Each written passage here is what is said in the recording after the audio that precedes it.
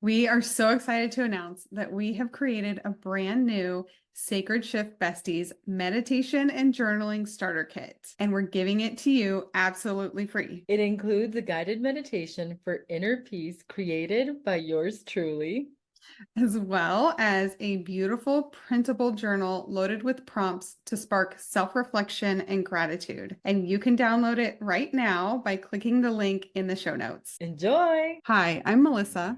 I'm an intuitive coach and mentor, And I'm Louisa. I'm an awakening coach and energy healer. and we're your spiritual besties. We're just everyday women having an extraordinary human experience. You see, we've both been led down the path of amazing discoveries through the power of spirituality. So, we're here to share our experiences as we dive deep into all things sacred. Our hope is that we can contribute to the collective conversation to help you feel less alone and more confident as you walk the path to becoming more connected with the universe. We'd love for you to join us each week as we share our discoveries and navigate this journey together. How have you been doing? I know the last time we talked, you were kind of going through a bit of like mini rebirth. Is that what we're going to call I it? don't think it's mini. Oh, it's like a I full don't. on. Yeah, so just to back up a little bit, I've been doing, it depends on the day. It really feels like an upheaval, and it feels like as it happens with change, some days can be really hard because the decisions that I want to make are not decisions in line with my old self. And so they're like brand new decisions where I'm looking at things completely different. And then I'm like, who am I? What am I doing? And like just one thought process. I think that at least now that I know what it is, I'm taking it a little less hard, but I don't think that it's necessarily because the upheaval has stopped. I think it's just the knowing of what it is that has made it easier. But the moment that I knew that it wasn't a small change is I got my email about renewing my lease. And I immediately said, I'm not renewing my lease, but I have no idea where I'm going or what I'm doing or where I'm going to live. I have no clue whatsoever. I just know that I'm not living here. Um, and that's all I know. And I'm okay with that. No panic, no anxiety, nothing. I literally just decided that if I don't know where I'm going in 2 months when my lease is up, I'm going to put my stuff in storage or sell it and I'll figure it out as it comes. And that's it. But that's when I knew. I was like, all right. Another big But it one. feels better. It feels better. Okay. It Just feels good. acknowledging it and like going with it. Yeah. And I think that's what it was at the beginning. It was the resistance because it was like, I don't know what this is. I don't know who this person is making these decisions and thinking so differently and acting so differently, just even in the simplest of the things. Like, oh, I'll tell you one that's really interesting is like I baked chicken parmesan willingly last night. And I just felt like chicken parm and I made chicken parm and my kids were like, what is that? I was like, it's chicken parm, and they were really excited. But it's just so not me. It's just so not. Like I would have done it in the past, but I would have done my usual weekly food shopping, put it on a menu, made my list of recipes that I was gonna make for the week. And it was just so spontaneous and it felt so good and it felt so amazing. It's still a lot, but I'm managing a lot better because I know what it is that's happening. That Yeah. is a lot. That's a lot to work through. I think that that is the most difficult piece, like what you said earlier, the resistance. I think that's what makes change so hard most of the time is that we resist it. And it's funny because I think that's totally a learned response to it. Because if you think about it in life, everything is always changing. And I do think that I was very, very resistant to it for years. I think probably what really kind of helped me let go of it was a lot of, what happens with having kids. And I think our first was, she was a lot. She's still a lot. But the drastic changes that needed to occur in our lives once we had her, I think I resisted it for so long and I really pushed back and it was hard. And then it was finally going through that process of letting go of that resistance and just understanding and knowing then, like, okay, this is it. Like, this is how this works. This is how life flows. And then I think over time, it's like I've let go of a lot more of that resistance. Of course, it still comes up during Yeah. different times, but I think with my awakening and this journey that I've been on, I have been a lot more accepting of it just in general because I already was like, okay, things change. Everything's always constantly changing. So then when I started changing and I started making changes around me, it was more just like, okay, more changes. Like, this is how it goes. I mean, it truly is like the resistance to the change is what makes it so difficult. I totally agree. I think for me, it's been a big lesson because one of those societal things that was kind of ingrained in me was the need for stability. And as it actually turns out, I don't like routine. I actually hate routine. And I think that's part of what did allow me to let go from that moment of resisting, like, oh my gosh, everything's changing. Mhm. I think it was the human design book that you gave to me. I was just gonna say, like, that so aligns with your manifesting generator. Yeah, and I think that's exactly what I was reading. I was sitting on my lawn and I was reading that book, like, oh, this is actually part of my design. The permission. Again, like everything that I've learned from human design, it just gave me the permission to accept that I'm okay with not knowing what's next.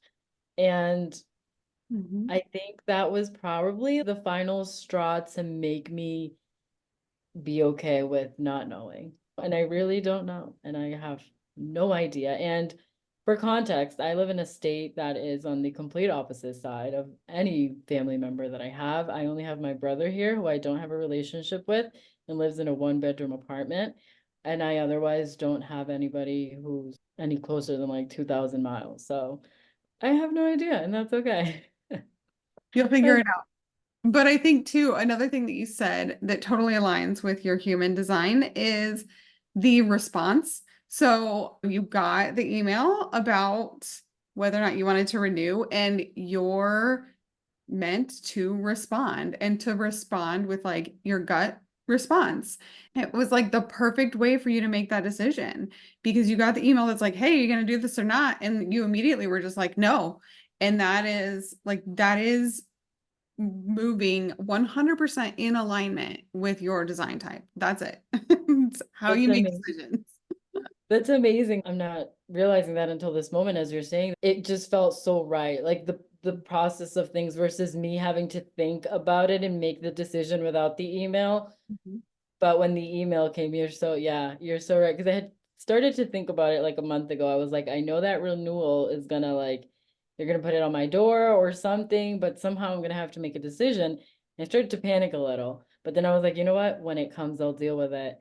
And yeah, that email. It's so funny. And that's what one of the things in the podcast that I listened to specifically about your type is even decisions as simple as like what to eat or where to eat. If someone can say to you, here's the three options of like where to go to dinner, you are able to then just say like, yeah, this one and know like with 100% certainty. But it's the age old like argument of like, well, where do you want to go? I don't know. Where do you want to go? I don't know. Where do you want to go? And so you legit need someone to say like, here's three options of places that we're gonna go. You pick one and like you will have no problem picking one because you'll just know which one is the right one. Yeah, that's funny because that's actually how my whole marriage worked. And it was great because he'd give me options and I'd be like, this one and let's go.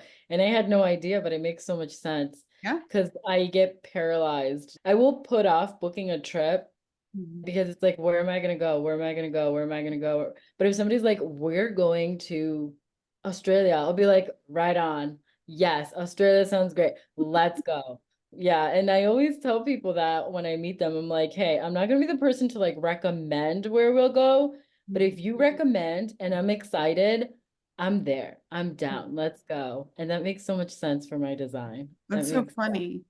So I have a client who she's also a projector, but the way that she's supposed to make decisions is also like a gut feeling. But it's so interesting because I'm a projector, I'm a mental projector. And so for me, I need to actually like think through things. Mhm. and then get to a place where it feels like the right decision, but it'll take me a little bit of mental thinking Mhm. before I get the right feeling. So I think this shows just like the complexity of human design because she's also a projector, but her decision making needs to be like boom, gut decision. And it's like a very small window. So like when she's trying to make a decision on something, when she's thinking about the options, there will be one that is right for her and that feels right in that moment. And then she needs to make that decision right then. And it's like even huge major life decisions are like, what's your Right. gut feeling? Go with it. That's it. And I was like, that sounds terrifying. It's like reading up on it because I'm gonna share it with her. But I'm like, oh my gosh, that sounds terrifying to me. I can't imagine if like I just got this feeling like once and like that was what I needed to go with. But can you imagine if that is you and that is your way of making things? Like you've probably felt that throughout your life, right? But you just maybe are like, well, I need to like think through it, or at least, go over what the options are because that's what we're told, sort of critically think about it, like think critically about this decision or weigh out your options. And so, knowing her the way that I do, I bet that she is going against her natural way of moving, like in a lot of situations in her life, Mm. which I think that this piece alone is going to be so impactful and helpful for her because I bet she'll be able to say, oh, yeah, I do usually kind of get that feeling, but then I feel like I should think through it more or whatever. But it was so funny because you'll get a split second gut feeling on it, and that is the right decision for you. And I was just like, oh my gosh. It's funny that I can kind of relate to that, and not always. And maybe it's for me, maybe I'm out of alignment in one way or another, but that's kind of like how the email was for me. I was literally like walking in the courtyard and it was like I saw the email and was like, nope, and that's it. So I guess as I'm sitting here like making faces at how your client is Yeah. supposed to make decisions, though I kind of can understand that. Yeah, that's it. That's what's supposed to be. That's how it's gonna go. But But it I is think that interesting that you're both projectors. I mean, that's what's to me, that's kind of the crazy part is that, there's just so much nuance there and it just goes so deep. But I think that does make sense for you that you're able to make those decisions very quickly because you will get that gut feeling. But I think maybe the difference between hers and yours is that even if you think about it, I think it kind of still sticks around. Even if you went against that and you're like, let me weigh my options. I think for you, you'd still sort of know in your gut, this is the right decision for me. Now, of course, people still go against that all the time, right? Which we've talked about many times. But I think that for you, it's more so that it sticks around. But I think and this is what terrified me when I was like reading hers, not terrified me, but imagining a situation if you didn't immediately go with like that gut feeling and you're like, let me weigh my options. And then I feel like you probably would have a lot of like kind of swirling, going back and forth because you wouldn't necessarily have that sort of like knowing. Like 2 days from now, are you going to feel it as strongly? It seems like she's not going to feel it as strongly 2 days from now if she decides to kind of weigh her options. And that was the part that I was like, oh my gosh, that'd be really hard to make a decision Yeah. because then nothing's going to really feel like the right decision. Well, and I wonder if that would lead to inaction. Probably because nothing feels like the right way to go. Yeah. Yeah. I And bet just for a lot of people it stagnant does. because you're Yeah. like, I don't know, nothing feels right. Just Hmm. this constant state of no decision feels right. And in any aspect of your life, that can be, yeah, that is scary. Hmm. Yeah. Am I gonna marry this guy? Let me think about it. And Right. then Like, 2 days yeah, later, you're you like, feel like there are some decisions that you really probably should think through. But it literally was like, I was reading it. It's like, legit, even major decisions in your life are meant to yeah. be decided. You think of your options, or you find out your options, or you get like asked a question, and you will have, and it's her splenic center. And so yours is sacral, and then hers is like a splenic. kind of center that is the gut feeling place that it comes from. But I was like, even major life decisions like are meant to be made in this way. And I was like, oh my gosh, can you imagine? Like that would, I mean, I guess if you leaned into it and you knew and you Yeah. started really practicing it, it would kind of be easy, right? Because then, I mean, like it is for you. I was just gonna say, there's like totally major life decisions that, like walking up to my ex, we met online a gazillion years ago when it wasn't a normal thing and everybody Yeah. wasn't doing it. And when I got out of my car and I was walking up to him, I just knew. Like he could have asked me in that moment and I would have said yes. Like I just knew.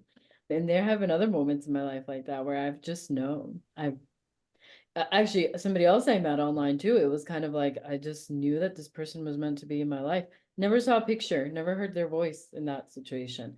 And I just knew that that person was meant to be in my life, like in that moment. The moment I read their post, I was like, yep, I guess, yeah. Because I'm thinking, I know most of the time. If Mhm. I'm in alignment, if I've meditated and I'm good and calm and balanced, I usually know then Yeah. and there.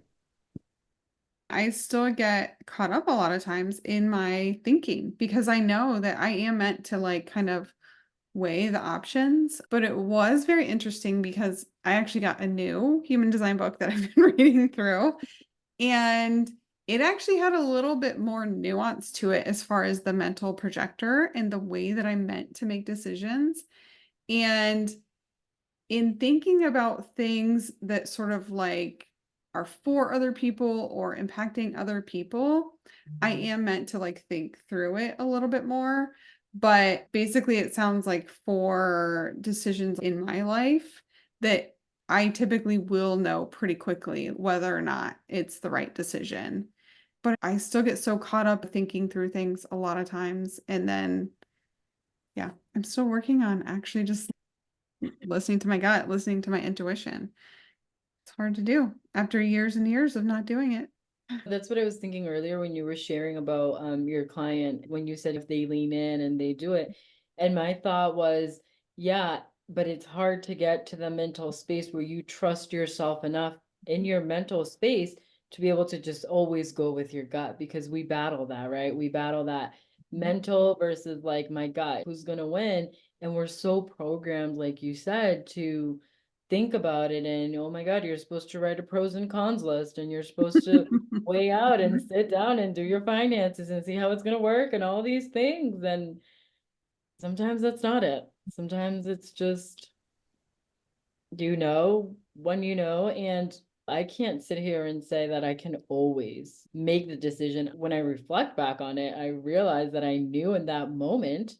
Sometimes I do have to battle my mind a little. But when we do get to that space where we do trust ourselves and we know that our intuition doesn't fault us, I think what starts to happen beautifully, which I think we've both seen in some aspects of our lives or in most aspects of our lives, is the universe is like, cool, yeah, that's what you want, here you go. And it starts flowing your way and you don't even understand, like, oh my gosh, I didn't even do any work to get that. I didn't even have to make any effort to get that. All you had to do was get in alignment, the way that I see it, with your soul's purpose, with your inner guidance, with your gut, whatever we call it. And it's just going to start flowing because that's what you're intended to experience in this human life. And as long as you put your intention on wanting it, it's going to come, it's going to flow. I completely agree with that. I think that that's it. It gets easier if you can get there, right? Like that is sort of this entire journey is fighting against your learned Yeah. need to question and to always try to think critically about everything in your life and to keep it in that mental space, to think through it and to keep it in your mind for so long and battling against truly the conditioning that we've all taken on in our lives because we were told this is how you do it, this is how you move through life. And so this entire journey is essentially just like fighting against that, fighting Yeah. those Yeah. desires that we've taken on to come back to our soul's purpose and where we're supposed to be going and how we are supposed to be moving through life Because then once we do that, once we do get into alignment, I 100% believe things get so much easier. They do. I mean, we've talked before about how you just feel different. And so even like the things that maybe weren't easy before because you were had different thoughts about it and you were kind of making it hard on yourself. But I think in general, even all of the other pieces, like your path builds out in front of you as you go and yeah, expands in front of you as you're going, as long as you are truly acting in alignment and following that true soul purpose. A perfect example, I was sharing with you that right before we hopped on, I had delivered one of my soul realignment sessions, and this soul was so interesting because I actually know this person for a really long time. And her sole purpose was to do exactly what she wanted to do. She's like, but what am I supposed to do? I wanted to know about like a career and like, what do I do next? We're so conditioned to have to think about it. And what do our parents want us to do? You're living exactly how you're supposed to be living when you do and move on to whatever makes you happy, whatever you desire. But that's hard in practice, right? You just need to do what you want to do and not what all of the external factors tell us. I mean, that is exactly what it is. It's that resistance to all of it, the resistance to change that we talked about, just that resistance to alignment, that resistance even to following our own joy and excitement. That's a huge one. And I think that that's it. That's why when people get to a certain point in their life, they're like, "Oh, well, isn't there more? Like, I don't feel like I thought I would." That whole thing, that sort of like existential crisis that we've talked about, because we're so resistant to just like leaning in and doing the things that feel good for us that we're living these lives that just aren't even authentic to us. And I love that you mentioned the joy and living our lives based on one. I think about for myself, one of the things that I've recently realized when I realized that I'm going through this whole transformation, I have never lived a life, even when I think back to my childhood, based on just joy and pleasure, doing things based on just joy and pleasure. I actually don't know what pleasure feels like for me. Mhm. I have no idea. I started to learn to define that. I know that I find joy in doing creative arts and pottery. I have this love of pottery. I love using my hands, but I've never digged into it enough because I've never allowed myself to enjoy it to a capacity beyond knowing that I like it. Mm. I don't know what aspect of pottery it is that I enjoy the most, that gives me the most pleasure. I don't know. I've never fully lived a life of pure to the point where I can actually define what pleasure feels like for me in any aspect of my life, like physically, emotionally, like what feels good. Never fully lived a life like that. And I think most of us haven't. I can't say I know one person who's like, yeah, I just live my life based on what I like, what I enjoy, what I love, and what gives me the most pleasure. No, Yeah. I completely agree. I think that's a place where we're on our way to like getting there. I mean, that's what we're trying to find. I mean, obviously we have responsibilities and we have things in our lives that like we have to do. We still have to take care of things. Like we can't just run off and have, a 3 month long trip in Mexico by ourselves because that brings us joy. The kids can't be home by themselves for 3 months. Right. Yeah. Like there's a whole part where we just take care of our kids. But I mean, I think that, yeah, exploring those things and the Yeah. creativity, it's funny, that's something that has kind of been consistently coming up for me. A message that I've been getting is like just that exploring the creativity, exploring like where that takes me, because that allowing yourself to be creative, allowing yourself to do those things, like obviously pottery, like that's creative. Those are the kinds of things that will bring us back to ourselves further and further. Yeah. And I think those are the beginning stages of learning what pleasure and what joy feels like. In theory, I know that Mexico for 3 months would be fun, but I don't actually know that because I've spent a week and it's like, how was it feeling at the end of the week? You know what I mean? Like, was that still enjoyable or was I ready to go home? And so I think we do have to start with the small creative things. How does pottery make me feel? What is it about it that makes me feel?